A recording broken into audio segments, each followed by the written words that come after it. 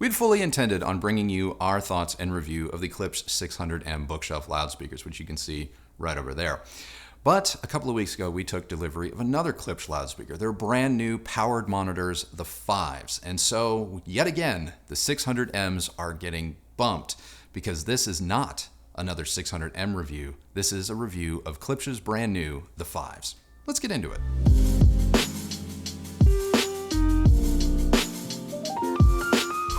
So yeah, like I said, we have been trying to get the 600M review on this channel for months. And because life happens, other products come in, things get bumped. For those of you who may be wondering what our thoughts are on the 600Ms, here is the condensed Cliff Note version. They're fantastic. They're an incredible value. Their fit and finish is borderline obscene for the amount of money that they cost.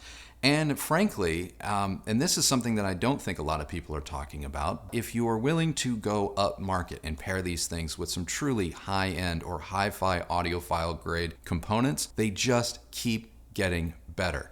So while we may have bumped this review time and time again, one of the things that has afforded us is the ability to test this loudspeaker with pretty much everything that has ever come into this house. And it doesn't matter if your components are high-end, mid-fi, or entry-level, they will reward you in spades. So yes, this is not a Klipsch 600M bookshelf review. This is a review of the 5s, and the 5s are a new powered loudspeaker from Klipsch, and they're designed to trade on the appearance of Klipsch's heritage line of products. And in this respect, I think they succeeded, because for tiny little bookshelf loudspeakers, these are incredibly sexy. Our review pair came in a walnut finish, and this is a real wood walnut veneer. I don't know how Klipsch does it, but they have got the woodwork, the veneers on point. They make my inner modernist heart flutter, and I love them. I absolutely love them. Now, one of the standout traits to the 5s is the inclusion of an HDMI port, which is not something that is common on a lot of powered loudspeakers. And it is welcomed because it enables the 5s to be connected to, say, your smart television, thus making them the centerpiece of a 2-channel or 2.1 home theater or home entertainment system. If you're wondering what other associated equipment we used in order to evaluate the 5s, the first place that I installed them was my office. We also used them out here in our main listening space where we connected them to our LG Smart TV, and we also streamed music to them via Bluetooth, and I even busted out my U-Turn Orbit special turntable in order to test the phono input.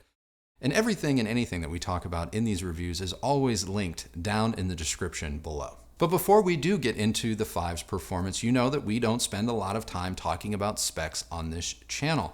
But I do understand, especially with powered loudspeakers like the 5's, specs can and do matter to some of you, so here they are.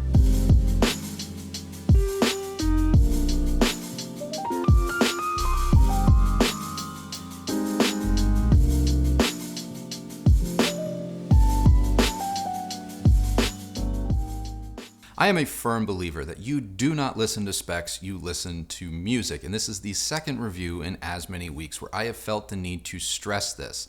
And the Klipsch, the 5s, are no different than the Concept 500s, where on paper, there was a lot of things that you may have been like, hey, wait a minute. But in reality, it turned out to be just fine. In fact, they turned out to be fantastic. Now, the 5s are not neutral. Let's get that out of the way. These are not neutral loudspeakers. But what they are is engaging and fun, and frankly, they kind of react the way my soul wants to hear music. So starting with the bass, because this is arguably the most shocking aspect of the 5's performance, because let's face it, this is a tiny two-way bookshelf loudspeaker. I know it's powered, and powered loudspeakers are often capable of performance feats that passive loudspeakers simply are not. The bass that this tiny little loudspeaker possesses on some level is almost floor standing like. And if you play a lot of bass heavy music, if you are a fan of, say, hip hop or rock music, oh my God, the bass is so palpable, so enjoyable, so rich that there are times in our, well, definitely in my office, but even in our main listening room here where no subwoofer required. Yeah, I know it has a subwoofer output, I know, and honestly, you have got to have one hell of a big room if the bass on the fives doesn't get it done for you. But that being said, the bass is not neutral in any way, shape, or form. It has clearly been enhanced by the designers at Klipsch. And so this becomes a very, very bass heavy loudspeaker. And because it is ported out of the rear, placement does become an issue. Place this thing too close to your front wall and you're only going to load up more and more bass, which for some people, you may really want that. But if you find that in putting this speaker in your house, the bass is a little too much of a good thing, well, you're going to need to get those speakers out away from the wall. Which brings us to the mid-range. Because there is so much bass energy, we can't call the mid-range, well, neutral.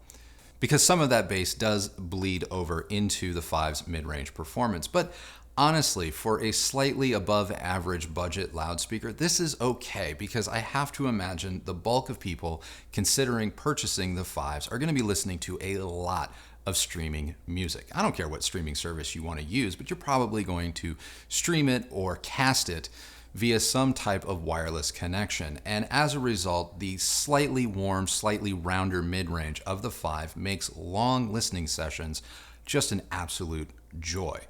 But it also does color the sound ever so slightly off of neutral. And the ever so slight color that it imparts is just a little bit more richness and depth. Some may refer to this as a little bit dark on the mid-range, but it's just a richness and depth that, well, some of your favorite singers may sound just a little bit deeper in their overall tonality than maybe what you're used to. It's not distracting. It's not a bad thing, but by no means is this a window to the performance. But again, it's still very enjoyable and able to be listened to for hours on end. Now, up top, it's Klipsch through and through. Hold on, before you go crazy and go, that means they're bright. Klipsch is doing something lately. And prior to the Heresy Mark IV's arrival in our home, I would have said that, yeah, Klipsch historically is a little bit on the brighter side. But since the Heresy Mark IV's arrival, I do think that Klipsch is starting to change a little bit of their signature sound. And the fives are another perfect example of this. Yes, there is a horn-loaded waveguide. Yes, it does make the high frequencies project and have a little bit of top-end energy, but it's not fatiguing. It's not harsh. It's not brittle. Save, you keep things within reason. In small to medium-sized rooms, you will never reach the limits of the five's tweeter capability. In larger rooms, if pushed too loudly, in our instance, pushing it beyond 85 or even 90 decibels, you can begin to hear the high frequencies break up and exhibit a little bit of grain. But kept within reason, the top end on the fives is incredibly refined. And on a whole, that means that the fives are weighty, not neutral, so a little bit on the darker side of neutral, but they have enough top-end sparkle and extension that it doesn't feel all woolly and pillowy. No, there's still detail there. There's still excitement there. There's still attack there. But overall, because of the bass energy, things are just a little bit smoother, a little richer. It should be no surprise that dynamically the fives are incredible. A lot of powered loudspeakers have a leg up on their passive counterparts because the amps needed to wring the best performance out of them is already built into the loudspeaker. And so yeah, the powered five monitors are dynamic monsters. And provided you don't put them in too large of a room, you're never going to feel a strain to their dynamics. What I mean by that is, like, you're never going to feel like the speaker's working that hard to try and get sound out to you. And so the sound that emanates from their drivers is absolutely effortless. And it retains some of that hallmark high efficiency quality that we get from our Heresy Mark IVs, provided we pair them with the right amplifier. Well, the fives save you on amplification because, like I said, the amplifiers are built in, and as a result, you are treated to some of that hallmark Klipsch high efficiency sound, but with fewer boxes and fewer cables. But apart from all of their individual sonic traits, let's talk about the soundstage, because one of the things that small bookshelf loudspeakers do is orally disappear. What is orally disappear? Well, when you look directly at a loudspeaker, do you hear sound emanating from it, or does it kind of sound like it's more emanating from the middle or behind it? Basically, you can't lock your eyes on something and hear something directly coming out of it. And the Klipsch 5s do that. Because for such a tiny little bookshelf loudspeaker, the soundstage that they're capable of reproducing is decidedly tower-like. The center image, again, awesome. And the delineation within the soundstage itself is fantastic.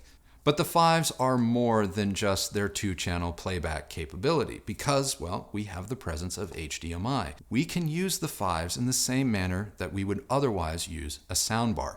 While soundbars may be great at approximating the sensation of listening to surround sound for movies, they're usually not the best when listening to 2-channel audio. With the 5s, we get to kind of have our cake and eat it too, because now we can connect our 5s to a smart television and use all of the various built-in apps that come as standard with smart TVs in order to either stream music or movies, but we get that true 2-channel separation. And with the addition of a sub, we can even have a 2.1 home theater system.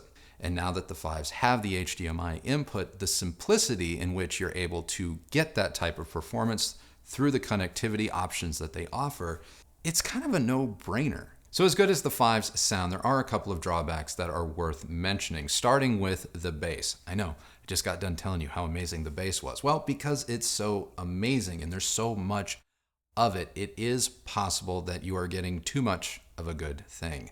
And I have to imagine that a lot of people looking at the 5s potentially live in smaller spaces that may not enable them to pull the 5s away from the wall in order to kind of smooth out that bass response. Next, you know that I love powered loudspeakers and I advocate for them every chance that I get. The reason I love them is they do cut down on a lot of equipment clutter, but because the 5s are so small, the amount of cables that ultimately get plugged into just one of them. And as a result, if you are using a lot of sources, as I did in testing where I connected my turntable, a smart TV, the other speaker itself, and then ultimately the power cord, that's a lot of cables coming out of a speaker that is honestly smaller than a shoebox. And speaking of cables, the included speaker cable, the proprietary speaker cable that connects one speaker to the next, it may not be long enough for everyone. It was barely long enough for me, stretching between either side of our BDI octave cabinet. So if you are really looking to put some distance between your left and right 5 speakers,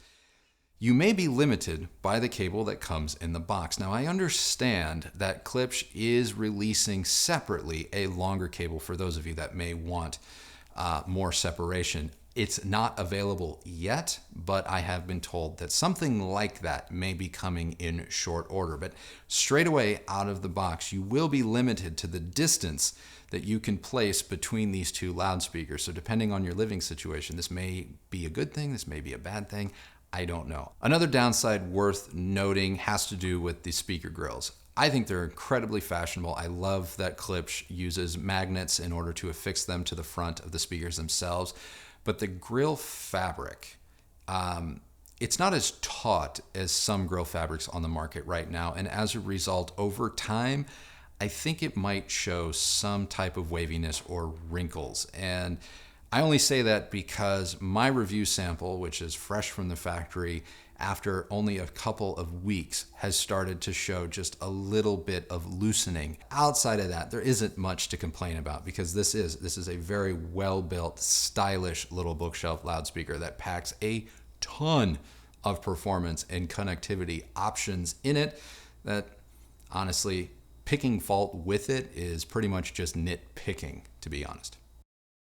Now, there is no shortage of powered smart speakers on the market today, but I'm only going to compare the 5s to speakers that I have direct experience with. All right, now I know a lot of you may chime in the comments and be like, oh, how do they compare to the KEFs or things like that? I can't tell you, I haven't lived with the KEFs. In my travels, the 5s compare very nicely with the SVS Prime Wireless loudspeakers. Now, the Prime Wireless are a little bit less expensive. They don't offer all of the same connectivity options. And, well, I don't think their fit and finish is as stylish as the 5s. Now, I could make the argument that the Prime Wireless speakers are a little bit more neutral, a little bit more, call it audiophile grade, if you will. But in the fun factor department, I just think the 5s have it over the SVS Prime wireless speakers in spades. And the last powered loudspeaker that I compared the 5s directly to were obviously my Cantu YU6s. Now, I use the Cantu YU6s all day, every day. They have been my powered budget reference speaker of choice, and I advocate for them every chance that I get because I think at $399 a pair, they are impressive and they are worthwhile investments for a lot of first-time audiophile or music enthusiasts looking to get into the hobby. And I stand by that 100%. But I also 100% believe that the 5s are better. They are. Now, they are more expensive. Going from $399 a pair with the YU6s all the way up to $799 a pair for the 5s, you should expect improvements. So yeah, I wish that I had the Kefs or something like them, that upmarket, because I do think that the 5s would compete favorably with loudspeakers around that $1,000 price point. So who are the 5s for? Well, Klipsch would have you believe that the 5s are for the person that may be on the market right now for a soundbar. And I'm not going to disagree, but I think the 5s go a little bit beyond that. I do think that the 5s can appeal to the hi-fi enthusiast or budding audiophile, but I do think that they also appeal to people who are just music-first aficionados. And they're for people that may just want something simple, because at the end of the day, all of the guesswork that comes with trying to build a passive system around, say, a pair of bookshelves like the 600Ms, that's all gone. Because everything that you need to enjoy music right now is built into the 5s, and that is one of their greatest selling points, besides the fact that I happen to think they're completely engaging, and like I said in the intro, they present music in such a way that I think my soul really likes it. Are they the most critical loudspeakers on the planet? No, not at all, not by a long shot. But are they enjoyable? And do you want to listen to them? Hell yes. Do I think they compete with passive bookshelves like Klipsch's own 600M? No, I don't. Not to say that the two customer bases can't overlap. I don't think that Klipsch needs to worry about one over the other. I think there's room for both because the future of this hobby is decidedly powered, and Klipsch is, in a way, warming up a younger generation to the thought of having a dedicated hi-fi system. It's just one that's going to look a little bit different than the one maybe your dad or your grandfather had. So that's it, guys. That is my review of Klipsch's brand new The 5s. Let me know what you think down in the comments below. And while you're down there, I want to know, if you're in the market for a soundbar, does a speaker like the 5 give you pause? Is this something that maybe you would consider over a soundbar? And if you are a hi-fi enthusiast audiophile, do you consider these to be alternatives to soundbars because soundbars are inherently evil? I want to know. I want to get that discussion started down in the comments below. So please do sound off. If you liked this video, please do give it a thumbs up, like, and subscribe. Be sure to follow me on Instagram at Recovering Audiophile. And if you are looking for more content from us, maybe some behind the scenes stuff that doesn't always make the cut, consider becoming a member of this channel. You can click join right down there by subscribe and read all about our memberships. And I think that's everything. So I got to get out of here. Remember, the only person that has to like the sound of your system is you. So happy listening, everybody. Thank you so much for tuning in, and we'll see you on the next video. Bye.